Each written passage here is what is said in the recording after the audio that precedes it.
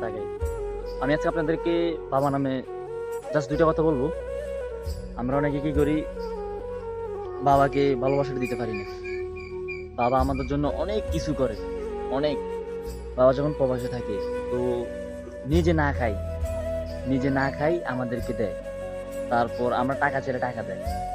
বাবা ঈদের দিন, নিজে ঈদের দিন একটা শপিং করে না, কিন্তু শপিং করে না মানে আমরা যদি চাই বাবা আমাদেরকে দেয়, আমাদেরকে টাকা দেয়। কিন্তু বাবাকে বলি, বাবা তুমি কিনছো? বাবা বলে হ্যাঁ আমি কিনছি। কিন্তু বাবা কখনো নিজের বাচ্চাদেরকে অভাব দেয় না। তো আমরা কি করি, যখন আমরা বড় হয়ে যাই, বাবা বৃদ্ধ হয়ে যায়, তখন আমরা কি করি, বাবাকে তস্তর করি, মানে বাবাকে বৃদ্ধাশ্রমে দিয়ে আসি। বাবাকে বৃদ্ধাশ্রমে দিয়ে আসি, বাবাকে টাকা পয়সা দিই না, বাবাকে মারধর করে। আমি অনেক জায়গায় দেখছি, অনেক নিউজে দেখছি বাবাকে মারধর করে। ব্যাস, এটা করা যাবে না, বাবাকে মারধর করা যাবে না। বাবা আপনার জন্য অনেক কিছু করছে, বাবা আপনার হাত ধরে ঈদে নিয়ে গেছে, দোকানে নিয়ে গেছে, মসজিদে গিয়ে নিয়ে গেছে। বাবা আপনার জন্য অনেক কিছু করে। বাবা নিজে না খায় আপনাদের দেয়, নিজে না খায় আপনাদেরকে দেয়, আপনাদেরকে পড়ায়। আমি জাস্ট আপনাকে দেখাবো বাবা কি করে, কি না করতে পারে বাবা।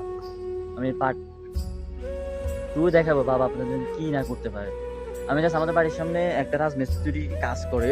তো আমি বললাম, ভাই আপনাদের এখানে করেন, আপনার ছেলে মেয়েকে আপনাদের লাস্ট পর্যন্ত তারা লাথি দিবি? কয় না বাবা, তুমি যেটা বলো এটা না, ছেলে মেয়ে যা করো, কিন্তু আমার ছেলে, কিন্তু আমি তাদেরকে ভালোবাসি।